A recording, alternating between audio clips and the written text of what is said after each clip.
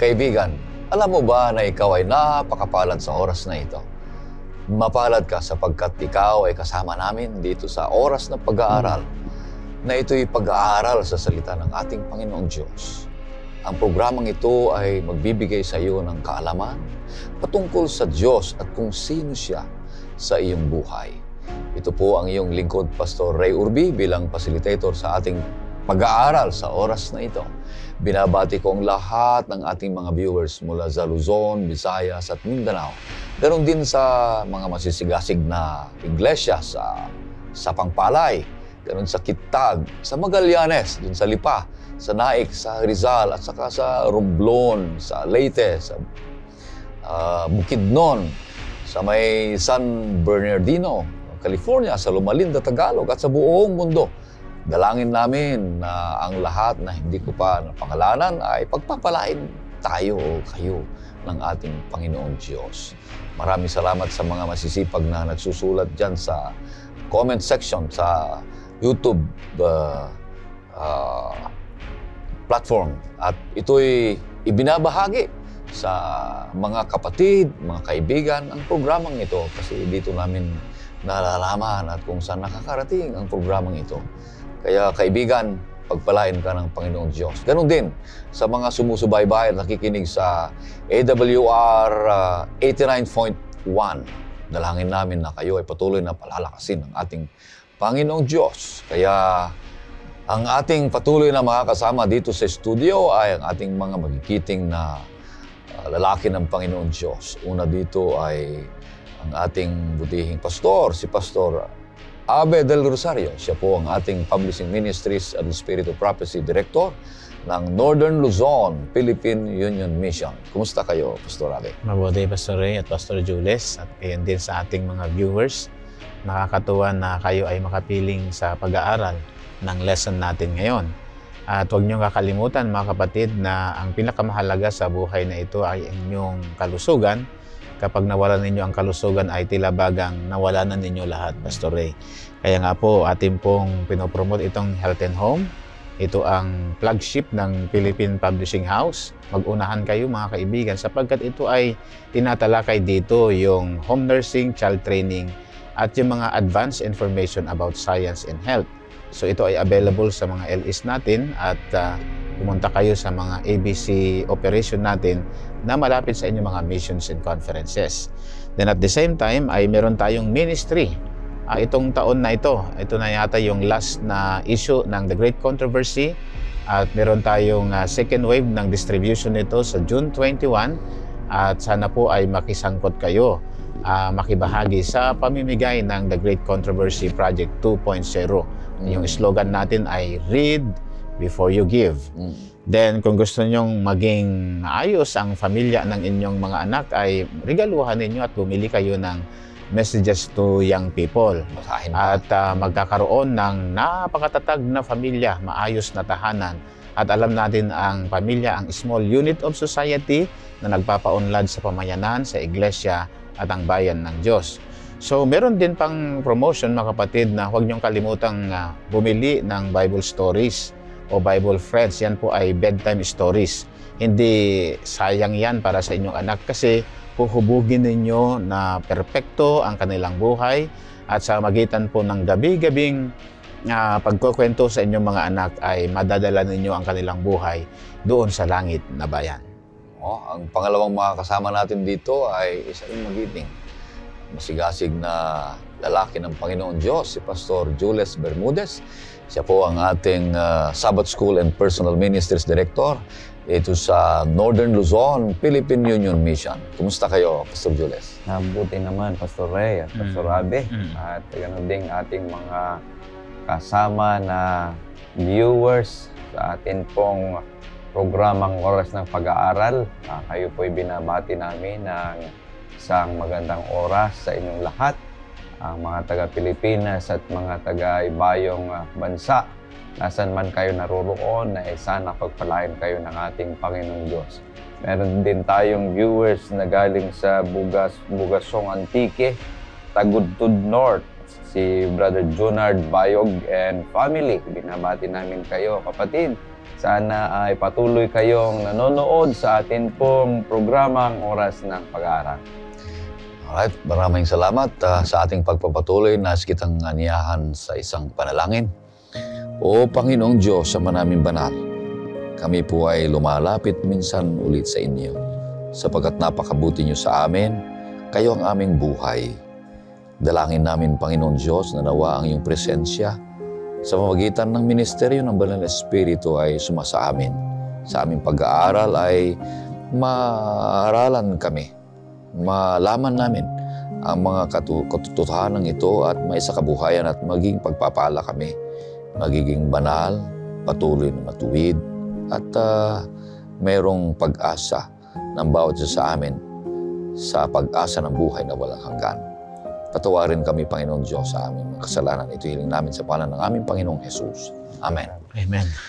Ang ating pangwalong paksa na pag-aaralan natin ngayong linggo ay may pamagat na sa mga awit, sa unang bahagi. At ang talatang sauluhin ay matatagpuan sa Revelation 14 verse 1. Ito po ang sinasabi. Pagkatapos ay tumingin ako at naroon ang kordero na nakatayo sa bundok ng Zion. Kasama niya ang 100 at 44,000 may pangalan niya at pangalan ng kanyang ama na nakasulat sa kanilang mga noo. Wow, napakaganda. Purihin ng Panginoong Diyos sa text na yan, na ito'y magbibigay sa pagtatalakay natin sa ating leksyon ngayong linggong ito. Sa magitan ng 3 punto ay mabubuo natin ang ating leksyon sa mamagitan ng pagsisimula ng letter M, kapatid. Unang M dito ay meaning of the psalm. Pangalawa ay moral conduct in God's presence. Ang pangatlo ay mission of worship and hope. Papaliwanag sa atin ni Pastor Abe kung anong ibig sabihin ang meaning of the psalms. Pastor Abe. Oh, napakaganda itong salmo sapagkat sa key text natin kanina, Pastor Ray, itong 144,000 mga kapatid, sila lamang ang pwedeng makaawit ng awit ni Moses. Ito kasi ay awit ng karanasan. Parang yung nagwo-worship ka ng gabi, paano mo maisaulo yon kung hindi mo naman inaawit umaga at gabi. So ang psalm sa Biblia ay nagpapahayag ng pagsamba ng sinaunang Israel. At ito ay makikita natin sa magitan po ng mga tinig ng mga pare. At ito ay ginagawa ding tula. Then at the same time, ang pagsamba noon ay kabahagi ang mga tao. So ito ay nagpapatunay na ini-express nila yung ligaya, yung kanilang hirap na nararanasan from day to day, na sila ay maaaliw sa pamagitan po ng katapatan ng Diyos, na hindi sila pababayaan. At ang pinakalundo nito, ito ay ang mga taong ito ay gagabayan ng Panginoon. Okay? Hindi lang sila, kundi parehas na rin tayong gagabayan ng Panginoon. Then at the same time ay yung pagsambang yun ay napakahalaga sapagkat nagpapakita ng pagpurit paggalang sa kalwalhatian ng Diyos. Ngayon, ano ba ang ibig sabihin ng salmo? Pakibasa mo nga, Pastor Ray, ang unang talata natin sa Psalms 122, verse 6. Idalangin ninyo ang sa Jerusalem na kapayapaan. Guminhawa nawa silang sa iyo ay nagmamahal. Yeah. Kasi noong nagtatag si David ng tabernakulo, binansagang itong house of God. Parang sa atin ngayon, ang church natin ngayon, yun ang tawag natin sa mga simbahan natin, yan ay tahanan ng ating Panginoon. Then, mapapansin din natin na may bundok ang Diyos, yung Mount Moriah, tinawag itong Mount of the Lord or bundok ng Diyos. Sa Genesis 22, versikulo 14. Titignan mo nga, Pastor Ray, kung bakit napakahalaga ang tabernakulo o tahanan ng Diyos na binabanggit nung sinaunang panahon sapagkat ito ay sentro ng pagkikipag-ugnayan, sentro ng pagsamba, sentro ng pagpapahayag ng nararamdaman ng mga mananampalatayang sumasamba na gusto nilang makasumpong ng tinatawag na kapayapaan at kaligayahan. Pakibasa, Pastor. 14. Oo. Kaya tinawag ni Abraham ang lugar na iyon, Yahweh Yireh. Kaya sinasabi hanggang sa araw na ito, sa bundok ng Panginoon, ito ay ipagkakaloob. Oo, kasi kapag hindi mapayapa ang bayan ng Diyos, ang Peace of Jerusalem kasi noon, Pastor Ray, pag nagkaroon ng Peace of Jerusalem dahil sa kanilang maayos na pagsamba sa Panginoon, magkakaroon na rin ng peace sa buong sanlibutan. Kung nagkaroon ng kaguluhan ang Jerusalem, ay magkakaroon na rin ng kaguluhan sa buong sanlibutan. Ito yung tinatawag niyang Armageddon. Doon sa Revelation 16:16, pakibasa mo, Pastor Ray, na ginagamit yung salitang Armageddon, nang ibig sabihin ay Mount of Gathering. Nagkaroon tayo ng pagkakataon makapunta doon, Pastor Ray, na makikita mo yung Valley of Armageddon sa Israel. Talagang doon maraming digmaan na nangyari doon. Pero sana ay ang Armageddon na to, hindi na yung pagtitipon para makipagdigma, kundi pagtitipon para sumamba sa ating Panginoon. Pakibasa mo, Pastor Ray. At sila'y tinipon nila sa lugar na sa Hebreo ay tinatawag na Armageddon. No, tingnan mo, Armageddon. Ito ay pagtitipon or gathering, Mount of Gathering. Hindi naman mataas na bundok yon, kundi parang burol lang siya. Pero makikita natin yung historical na nangyari sa buong kasaysayan ng Israel. Maraming digmaan na nangyari. Babylonia, Medo-Persia, Grecian Empire, Roman Empire, hanggang yung Ottoman Empire, ay talagang maraming nangyaring pakikitigma. Pero ang gusto ng Diyos, sa tuwing nagtitipon na tayo ay hindi na pagtitipon na tayo ay nakikipagdigma, nakikipag-away, nakikipag-alitan, kundi ito ay pagtitipon na tayo ay sumasamba sa ating Panginoon. Kaya nga po ang Psalms 122, ito yung longing ng Israel noon, mga kapatid, na longing nila na magkaroon ng kapayapaan. Upang sa magitan nito ay mayroong intervention ang Diyos sa kanilang buhay. Then, ito ay makikita natin kung gaano kahalaga ang karanasan ng tao na ito'y nahaluan ng kaligayahan at kalungkutan. So, ang ultimate plan ng Diyos ay yung plan of salvation. Yon, sa pagtitipon sa Mount of Moriah, sa pagtitipon sa Mount of Armageddon, ang gusto na ng Panginoon ay ito ay plano ng kaligtasan. Na ito naman ay nananawagan na kapag ganito ang mangyayari, yung the gathering of the people on the Mount of Armageddon, we need to pray for peace. And that is why, di ba, kung titingnan natin ang Gaza, ang mga reporter ng mga Israelites ay they were seeking for peace all throughout the world. Kasi kapag nagkaroon ng gera ang Israel, magkakagera sa buong sanlibutan. Bakit kaya ganon? O kaya ngayon nagkakagera na sa pagitan ng US at ng Yemen. Kasi walang peace sa Jerusalem. So sa ating spiritual na katayuan ngayon, kung walang peace sa modernong Israel, ang bayan ng Diyos, ay wala na ring peace sa community. So that is why they were seeking for peace. And this is a call to pray for Jerusalem.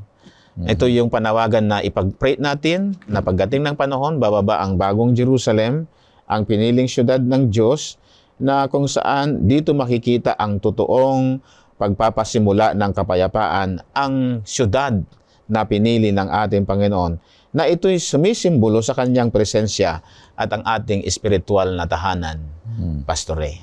Napakaganda na yung unang punto ay sinasalaysay ni Pastor, na yung ibig sabihin ng salmo ay isang mga awitin ng pagsamba para sa Panginoong Diyos, sa kanyang santuaryo. Ito'y isang nagpapahiwatig na bawat isa sa atin ay ito'y mga gagamitin natin para sa ating Panginoong Diyos. Kasi sa pagsamba ay nariyan yung kalagitnaan ng kapayapaan. Dahil ang Diyos ay pinagmumulan ng kapayapaan. Kaya pag ikay sumamba, may kapayapaan ka na ipinagkakalob sa iyo ng Panginoon Diyos. Ngunit na-i-connect dito sa may sinasabi mo, Pastor, dito may Apokalipsis yung Armageddon. Ito yung lugar na labanan nung unang panahon. Walang kapayapaan dyan, Pastor Jules, kasi labanan eh. Ngunit ang ninanais ng Panginoon Diyos ay merong kapayapaan, merong seguridad, merong kaunlaran ng bawat isa.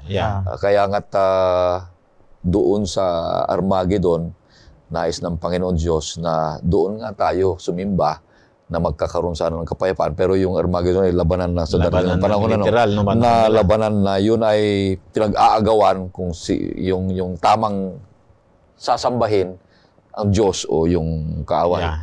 Babalik tayo, Pastor Ray, doon sa pagsamba na binabanggit kanina ni Pastor Abe. Kasi maraming mga tao nga ngayon na gumagawa sila ng pilgrimage sa Mecca, upang makapagsamba lamang sa Panginoong Diyos. Ngunit kung ating babasahin ang Biblia sa mga Gawa 7:48 hanggang sa 50, binabanggit doon na ang Panginoong Diyos ay He does not dwell in man-made buildings. Kanya tayo ngayon, ang key, ang susi sa ating pagsamba ay hindi yung lugar, kundi yung puso, yung mga tao na sumasamba sa ating Panginoong Diyos. Kanya dito sa Psalms 122, meron akong nakita dito na tatlong bagay. Una ay yung a heart for God. Kung ating titingnan, si David kasi, a man after God's own heart. Kanya, kung ating titingnan dito, yung Salmo ni David sa 122, sinasabi dito, yung tatlong susi, the key thing here is the heart, a heart for God. Yung verses 1 and 2 na sinasabi dito na tayo na sa bahay ng Panginoon. So, itong statement na ito, nag-express ng determination and dedication. Dahil pagkatapos na sinet up ni David yung tent at yung Ark of the Covenant, gustong-gusto niya na pumupunta roon sa bahay ng Panginoong Diyos. Ganun din sana tayo. Yung ating puso sana, pagdating ng araw ng Sabat, naandun palagi na iniisip natin makapunta sa bahay ng Panginoon. So yung pangalawa, a heart for praise. Yung verses 3 to 5, binabanggit dito na ang Panginoong Diyos pinangako niya na isang araw ay merong sentro ng kanilang pagsamba at ayun ang Jerusalem na binabanggit. Ngunit ang central dito, hindi yung lugar na naman na Jerusalem, kundi ang pagsamba at papuri sa ating Panginoong Diyos. So, ang mga tao doon, they went to worship, not a sightseer. Kung minsan ganun ang isang tao pumupunta sa bahay-sambahan upang tingnan lang kung ano yung damit ng isang mananamba. Pero hindi yun sana Ano yung puso natin na sumasamba sa ating Panginoong Diyos? Hindi yung sightseer, kundi worshiper dapat tayo na naandon. So, yung greatest and important task and privilege is giving thanks to the Lord. So, a heart of praise. At yung pangatlo is a heart of prayer sa verses 6 to 9. Yung binabanggit kanina ni Pastor na yung name kasi na Jerusalem means foundation of peace. Ngunit walang kapayapaan sa Jerusalem. Kung ating titingnan ay puro kaguluhan. Magkakaroon lang ng kapayapaan sa Jerusalem kung ang Prince of Peace will reign on David's throne. Yung binabanggit sa Isaiah 9:6 to 7. So, kapag tayo nananalangin na sinasabi natin for the peace of Jerusalem, we actually praying yung sinasabi sa Matthew 6:10, Thy kingdom come. Darating na sana ang iyong kaharian. So kahit sa Revelation 22 verse 20, even so, come Lord Jesus. Kasi makakaroon lang ng kapayapaan kung nakaupo na sa trono ni David ang totoong prinsipe ng ating Panginoong Jesus. Yan ang ating Panginoong Jesus. Pagaganda yung unang punto natin, na totoo, napakahalaga yung ating motibo, ang ating buhay o ang ating pag-iisip sa pagsamba sa ating Panginoon Diyos. Lumapit tayo sa Kanya, mga kapatid. Kinukonsidera pa rin natin ngayon yung pag sumamba ka ay may lugar, may panahon, Yan mga yan at kung ano yung motibo mo sa salita ng Panginoon Diyos. Kaya kailangan pa rin yan, mga kapatid. Maraming salamat sa unang punto na piniliwanag ni Pastor Abe, mga kapatid. Pupunta na tayo sa pangalawang punto na. Ipapaliwanag sa atin ni Pastor Jules, moral conduct in God's presence. Anong ibig sabihin ito, Pastor? Yes, Pastor Ray, napakaganda itong outline na sinasabi dito na ginawa ng ating kaibigan. Itong moral conduct in God's presence ay nakabase sa aklat ng Salmo, Kapitulo 15. Pero bago tayo pupunta doon, yung Kapitulo 14 ay ni-inform tayo na merong dalawang grupo ng tao sa Israel. Ito yung una, yung workers of iniquity, at yung pangalawa ay yung generation of the righteous. Yung former group ay iniwan nila yung keep ng law, yung sinasabi ng ating Panginoon na dapat sundin ng mga batas. Ngunit yung pangalawang grupo, yun yung sinasabi na believing remnant that keep faith alive in the nation of Israel. So, doon sa Kapitulo 10 hanggang Kapitulo 14, binabanggit dito, Pastor Ray, yung mga tao na hindi karapat-dapat na tanggapin ng ating Panginoong Diyos. Ngunit sa Kapitulo 15 ay nilalarawan dito yung mga tao na acceptable sa ating Panginoong Diyos, and they are invited to dwell in His tabernacle. So, verse 1, binabanggit doon, pakibasa nga, Pastor Ray, sa chapter 15, verse 1, kung anong sinasabi. O Panginoon, sinong sa iyong tulda ay manunuluyan? Sinong sa iyong banal na burol ay maninirahan? Siyang lumalakad na matuwid at gumagawa ng katwiran. At mula sa kanyang puso ay nagsasalita ng katotohanan. Okay, diyan binabanggit isang tanong, sinong makakapanahan, karapat-dapat na makakapanahan sa presensya ng ating Panginoong Diyos. Yun yung binabanggit diyan. Kanya nga sinabi ko kanina yung historical background sa chapter 14 na merong dalawang klase ng tao diyan. At yung una, yung hindi karapat-dapat, at yung pangalawa, yung karapat-dapat na makapanahan. Ngunit napakahalaga nating titingnan na ang Kapitulo 15, it is not a prescription for being saved, but it is a description of how people do and live. Paano sila mabubuhay dahil sila ay karapat-dapat na makapanahan sa presensya ng ating Panginoong Diyos. Hindi yung prescription kung paano mailigtas, kundi yung description, nilalarawan doon yung mga ginagawa ng tao kung bakit sila naandon sa presensya ng ating Panginoong Diyos. Ngayon, meron tayong tatlong bagay na titingnan dyan, Pastor Ray, dahil ang awit 15 ay sinasabi dito yung malinis na budhi at matuwid na pamumuhay ng isang tao. So, binabanggit dyan na hindi sapat yung panlabas na anyo ng isang tao, ngunit yung puso na may katotohanan. Oo, na may magandang puso yung sinasabi dyan. Magandang hangarin. Kung minsan kasi ang ating tinitingnan yung panlabas na anyo. May kabanalan siya sa kanyang pananamit. Paghawak ng Biblia. Ngunit hindi yun yung tinitingnan ng Panginoong Diyos. Kundi yung kanyang puso ang tinitingnan dyan. So, una ay may matuwid na pamumuhay. Lumalakad ng walang kapintasan at gumagawa ng katwiran. Sa verse 2, Pastor Ray, pakibasa nga sa verse 2 na binasa mo kanina. Chapter 15, anong sinasabi dyan? Siyang lumalakad na matuwid at gumagawa ng katwiran, at mula sa kanyang puso ay nagsasalita ng katotohanan. Okay, binabanggit dyan na may matuwid na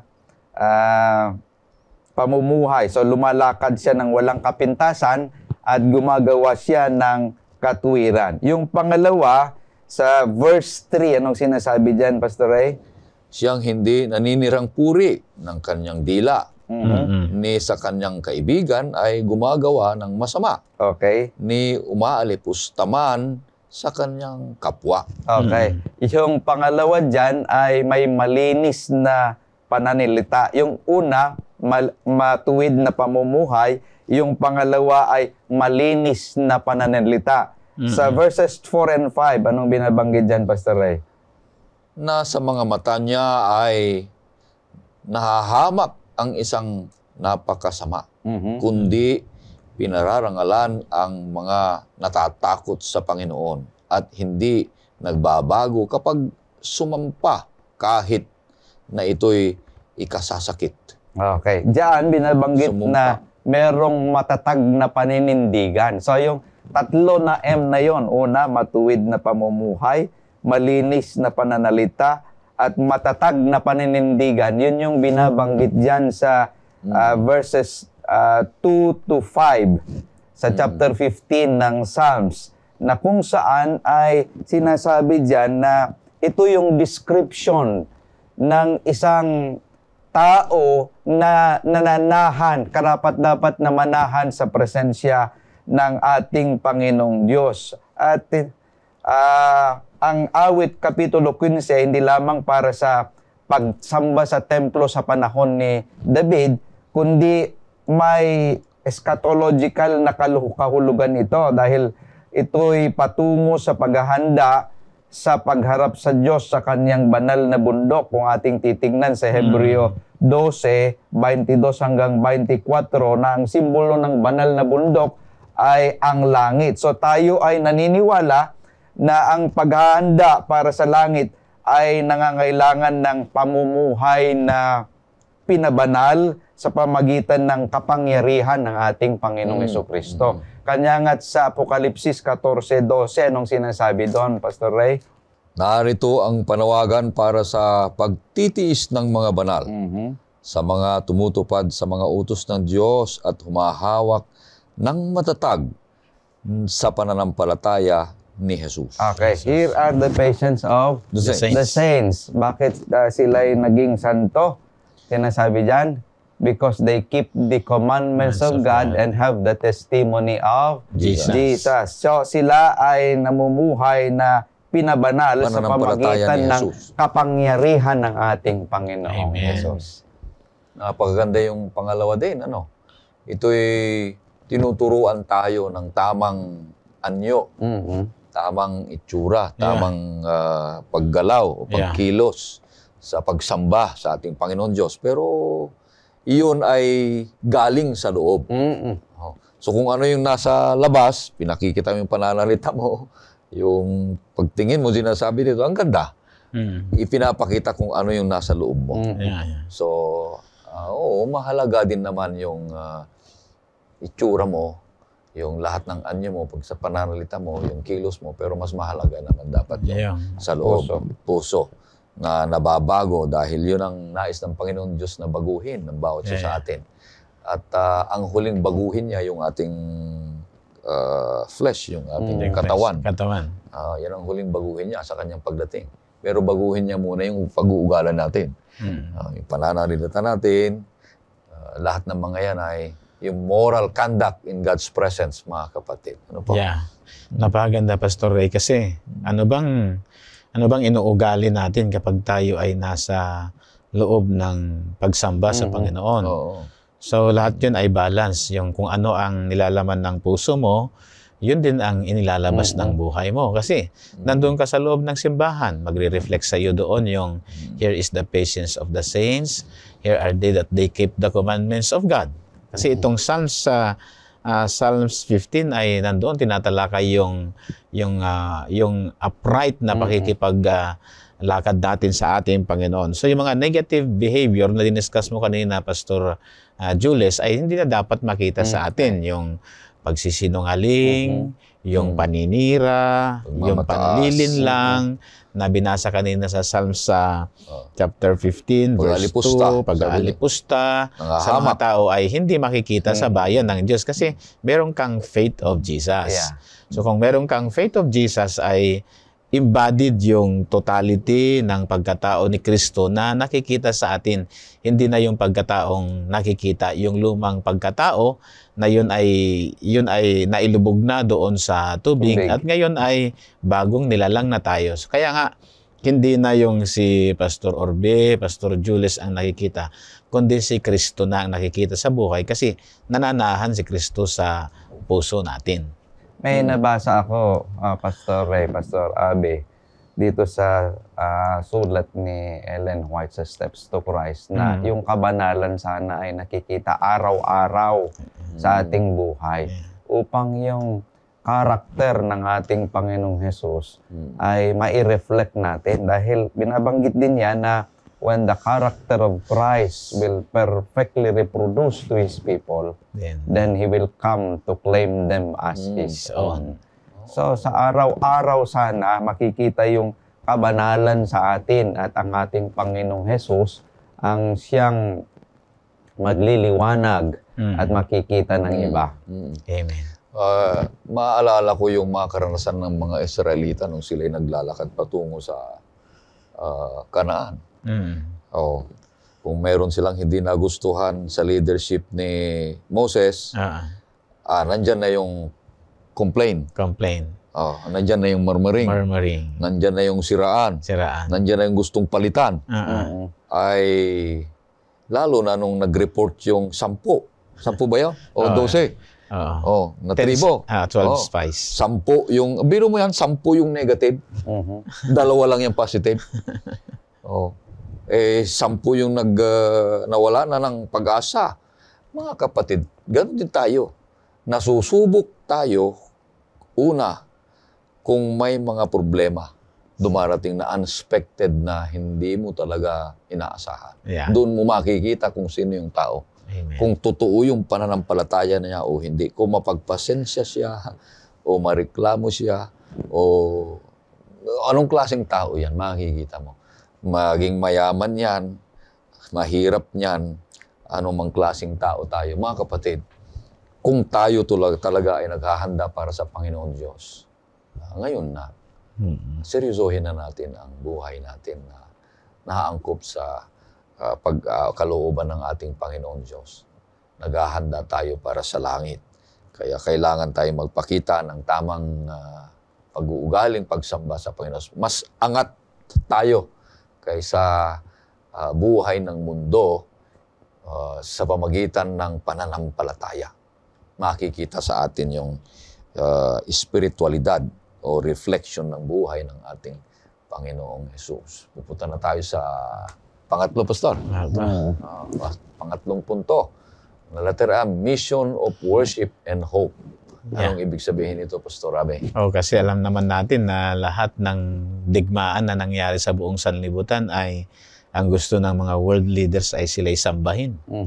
Kahit si Nebuchadnezzar, ganoon din ang intention niya, na ito'y nag-ugat sa intention ng demonyo na siya ay sambahin. Kaya nga, noong kinonquer ng Israel ang land of Jericho, anong ginawa nila? Hindi naman sila gumamit ng sandata, kundi pumuri sila araw-araw sa Panginoong Diyos.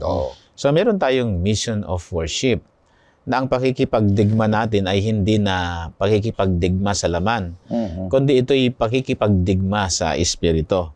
Kaya pakibasa mo, Pastor Ray, sa Psalms 24, verse 3, kung ano ito.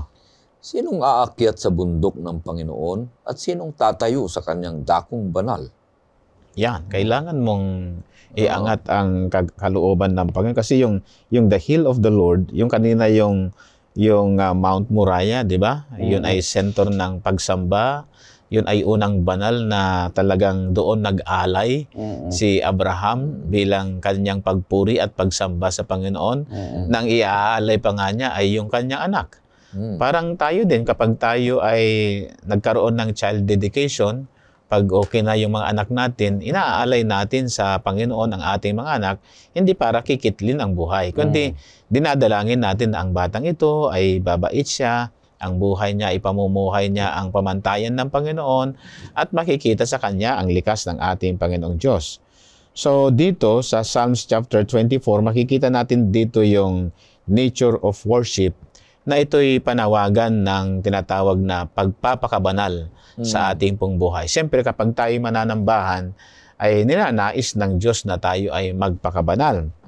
Kung makikita natin sa Psalms 51, Pastor Ray, hindi ko lang nilagay dyan, na kung babasahin natin dito, makikita din natin yung konsepto na sinabi ni Haring David, create in me a clean heart, O God, that I may glorify Thee. So, babasahin mo nga, Pastor Ray, sa Psalms 51, verse 1, then verse 2, verse 7, and verse 9. Maawa ka sa akin, O Diyos, ayon sa iyong tapat na pag-ibig, ayon sa iyong saganang kaawaan, ay pawiin mo ang aking mga paglabag.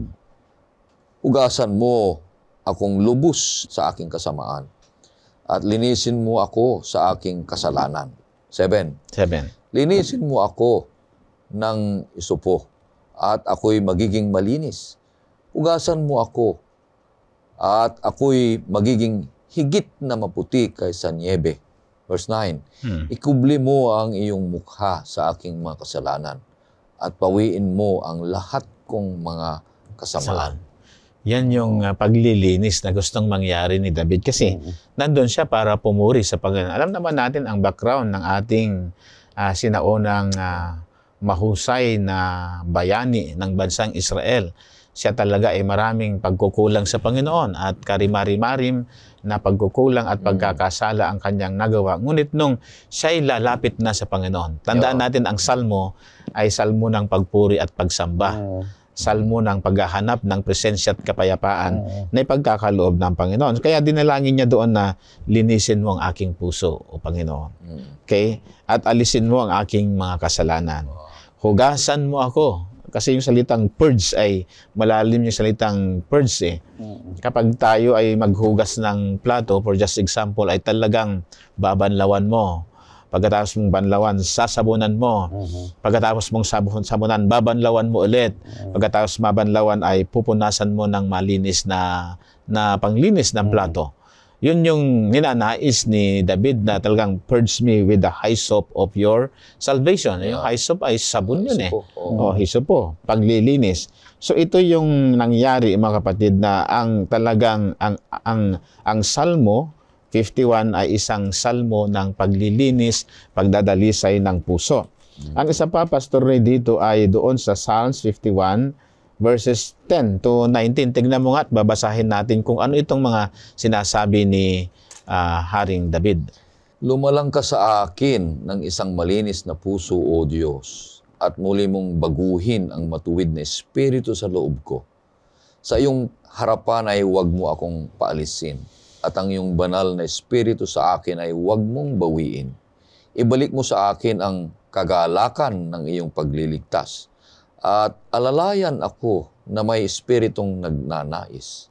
Kung magkagayo, ituturo ko sa mga sumusuway ang mga lakad mo, at ang mga makasalanan ay manunumbalik sa iyo.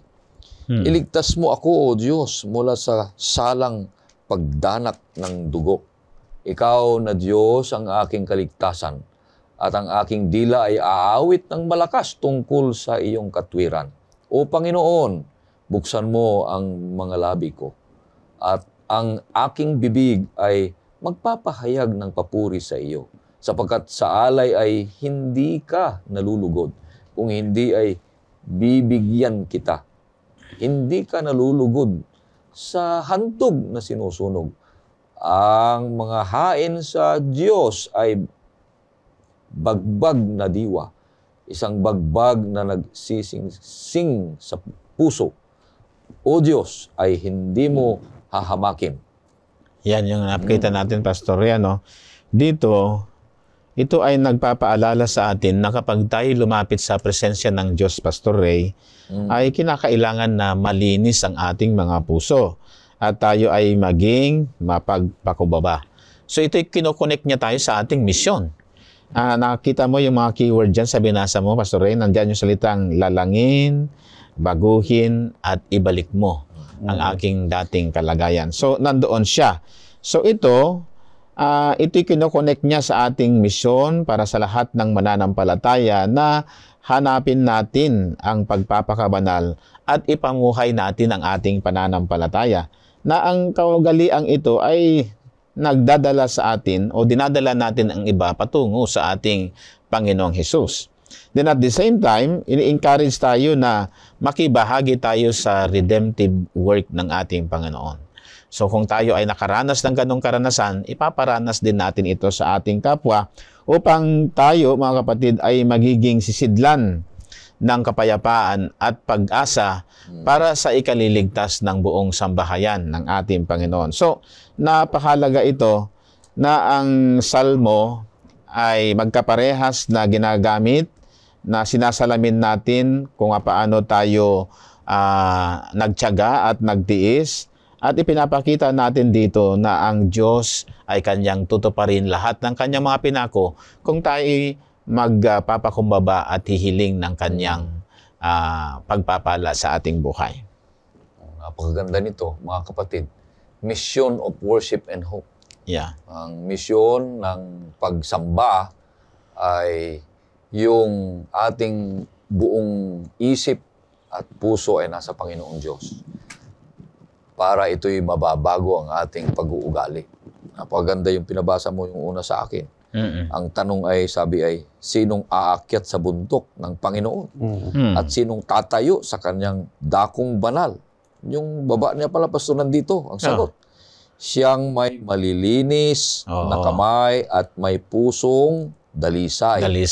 Na hindi nagtataas ng kanyang kaluluwa sa hindi totoo. So nandyan yung humility. Nandyan yung humility at saka yung puso ay dadalisayan mo muna bago ka lumapit sa Panginoon. Sa bagay, hindi tayo magdadalisay kundi ang banal na espiritu. Hindi mapagkunwari. So, ibig sabihin, ang kanyang kaluluwa sa hindi totoo. So, hindi tayo dapat maging mapagkunwari. At hindi sumusumpa na may panlilinlang. Yan. Yun kasing Salmo 24, Pastor Ray, Pastor Abi, ay isang paanyaya na pamumuhay ng moral, spiritual, at may kabanalan sa harap ng ating Panginoong Diyos. That's right. Ito ay inaawit nila, isang processional sound, habang inaakyat ang kaban ng Dipan sa Jerusalem. Ngunit merong eschatological ito, meaning na kung saan ito yung simbolikong paglalarawan ng pagsamba at paghahanda natin sa langit na bayan. Kaya sino yung aakyat sa bundok? Sino yung mananahan? Yung bundok na yun ay yung langit. Yung langit. Yung langit na kung saan noon ay yung sinasabi dyan na Jerusalem noon. Meron akong tatlong nakita dyan, Pastor Ray, habang binabasa mo, na gawain ng mga tao na may kabanalan sa harap ng Panginoong Diyos. Una, yung kabanalan sa gawa. May malinis na kamay na sinasabi dyan. Yung pangalawa ay kaliwanagan sa puso dahil sinasabi dyan yung dalisay na puso. Dalisay na puso. At yung pangatlo ay yung katapatan sa buhay. Hindi nagsisinungaling. Yun yung binabanggit dyan. Sumasamba sa walang kabuluhan. So yun yung bagay na nakikita natin sa isang tao na may kabanalan sa harapan ng Panginoong Diyos na naghahanda sa kanyang muling pagdating upang makapanahan sa langit na bayan. Tama. Maganda yung huling pinabasa mo po sa akin kanina, yung verse 17. Ang mga hain sa Diyos ay bagbag na diwa. Isang bagbag at nagsisising puso. O Diyos ay hindi mo hahamakin. So yun ang pinakamagaganda na mga misyon sa pagsamba na may pag-asa. Yung may nagsisising puso, may bagbag na diwa, yung pagbabago ng buhay ng bawat isa sa atin. Walang kaya paimbabawan. Walang pagpapaimbabaw. Kaya kapag tayo ay pumasok sa bundok ng Diyos, inaanyayahan tayo ng Diyos na makisali sa pananalangin. Inaanyayahan tayo ng Diyos na panghawakan natin yung mataas na moralidad ng ating pamumuhay. Kasi kung wala yon ay hindi natin kayang ipakita yung ating mission sa sanlibutan, yung mission of hope, na ito ay kaligtasan para sa iba. Then at the same time, ito ay talagang panghabang buhay na mensahe ng Diyos para sa atin. At makakakuha tayo ng lakas at makapagtsatsaga tayo sa napakaraming mga pagsubok sa buhay, Pastor Jules. Then dito natin mas malalim na mauunawaan na ang Diyos ay tapat, na habang tayo naman ay naghihintay sa final na pagdating ng ating tagapagligtas sa pangalawa. Kaya itong pangatlo ay napakaganda din. Kung ang isang mananamba ay yung isip niya ay nakatuon sa Panginoon Diyos, nakatuon sa salita ng Panginoon Diyos, meron siyang kaginhawaan, nakakaramdam siya ng kapayapaan. Sapagkat ang kapayapaan, kaginhawaan, ay galing sa Diyos mismo. Kaya nga hindi tayo nawawalan ng panahon na lumapit sa Diyos sa pagsamba. Sapagkat yan ay nais ng Panginoon Diyos sa ating buhay. Yan ay totoong pakikipagrelasyon sa Panginoon. Dahil yung pagsamba, yan yung isang paraan para baguhin tayo ng Panginoong Diyos. Subukan mong hindi isipin ang Diyos. Ibig sabihin, wala kang pagbabago. Ibig sabihin, hindi ka sumisimba. Kasi ang pagsamba, hindi lang sa mga lugar na sinasabi, ay mahalaga nga rin mga yan, ang panahon. Pero ang pagsamba ay isang pag-iisip na yung isip mo, buong diwa mo ay nasa Panginoon, na nais mong magkaroon ng kapayapaan galing sa Kanya at pagbabago. Kaya nga sabi ni Ellen White, pag ikaw ay laging nasa Panginoon, constant beholding, you will be changed. Magbabago. At yun ang nais ng Panginoon Diyos. So yung mission ng pagsamba ay yung paglapit sa Diyos para makaranas tayo ng kaginhawaan, pagbabago rin sa ating buhay na maging kagaya ng ating Panginoon Diyos. Iniisip ko, Pastor Ray, yung binabanggit dyan, yung mga sumasamba ay may malinis na kamay at may dalisay na puso. Yun yung binabanggit dyan. Mga tunay na sumasamba sa ating Panginoong Diyos. Na siya rin yung katangian ng isang tao na naghahanda sa pagdating ng ating Panginoong Diyos. So, ibig sabihin, kung malinis yung ginagawa mo, ibig sabihin, sumasamba ka sa Diyos. Kahit anong saang lugar ka. So, malinis yung puso mo pag may transaction ka at maayos yung transaction mo, ay sumasamba ka sa Diyos. Anything na ginagawa mo mabuti na sinasabi ng banal na kasulatan ay nagbibigay kapurihan sa Panginoon Diyos, yan ay isang pagsamba sa Kanya. Oo, nandun yung pagsunod ng mga kautusan. Isang pagsamba yun. Kasi yung salita ni Haring David ay, create in me a clean heart, O God. Siyempre, kung ikaw ay nilinis ng Diyos, maalis na sa iyo yung salitang pagsisinungaling, paninira, at panlililo sa kapwa, pagpapaimbabaw. So, hindi po pwede kasing ang puso'y napakarumi, pero ang pagkilos ay banal. Hindi po pwede yun. Kusang lalabas yan. Yung kung ano man nilalaman ng puso mo, yun na rin yung nilalabas na aksyon ng pangangatawan mo. Kasi halimbawa, pumunta ka doon sa church, the way you listen, the way you sit, and the way you act and participate during the Sabbath school discussion or Sabbath worship, the way you sing a song, that is an act of worship that you are already renewed by the Spirit of God. Pumunta tayo dyan ako mismo, Pastor Jules, lahat ng mga nakikinig ay pagpanahon ng pag-aaral ng Biblia, ng salita ng Panginoon Diyos, panahon ng pagtuturo sa Sabbath School, ay lahat ng mga naroon ay maging ikaw man ay nakikinig, maging ikaw man ay tagapagturo, ay bawal magtanong kung alam ang sagot. Amen. Yan ang ayaw kong mapakinggan. Dahil kung nagtatanong ka na alam mo yung sagot, Pastor, isang paraan yun na mine-measure mo yung kaalaman ng isang nagtuturo. Tapos pag wala nang nakasagot, Pastor, ganito, ito yung sagot. Hindi maganda. Kundi, ikuan mo na lang, Pastor? Ibahagi mo na lang yung isang bagay na nais ng Panginoon Diyos na ibahagi mo. Dahil ang pagtatanong ng alam sagot ay hindi magandang motibo. Yan, nagpapa-impress tayo. Kundi, ibahagi na lang natin. Kung tayo ay tamang may motibong sumimba o sasamba sa Panginoon Diyos, tayo ay makikilahok sa pagsamba sa magitan ng pagsasabi ng katotohanan sa ating mga kapwa.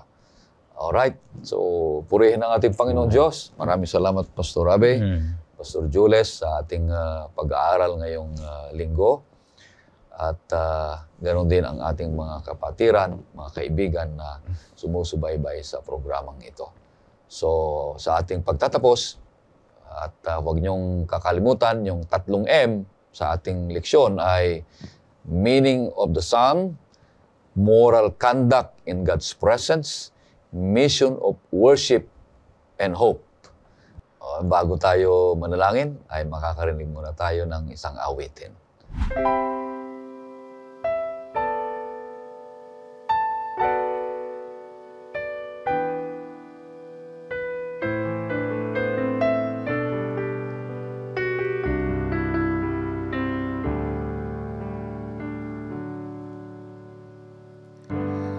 Masdan mo kay gandang paligid, para bang nais niyang ipabatid na ang Diyos ay lagi nating kasama at siya sa atin ay nakamasid.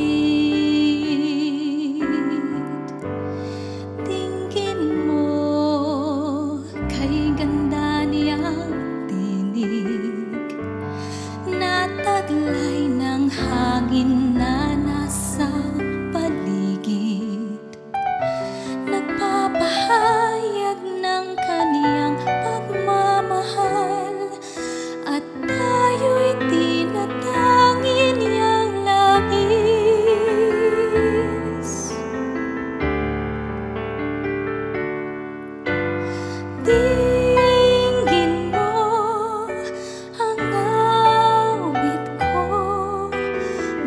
Sa aking puso, para sa iyo, walang kapantay.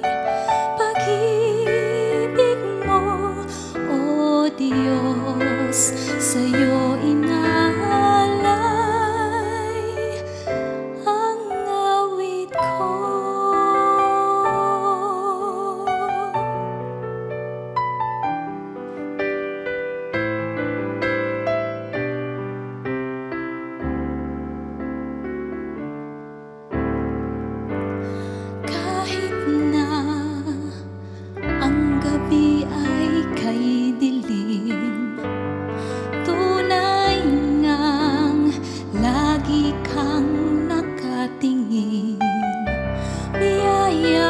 Sa puso ko'y umaaliw, takot ay pinapawi sa aking damdamin. Liwanag mo'y nagsisilbi kong ilaw, kalinga mo'y lakas sa aking bawat paghakbang. Ang pag-ibig mo'y di kayang tumbasan, pupurihin ka magpakailan paman. Dinggin mo ang awit ko mula sa aking puso, para sa iyo walang kapantay. Pag-ibig mo, O Diyos,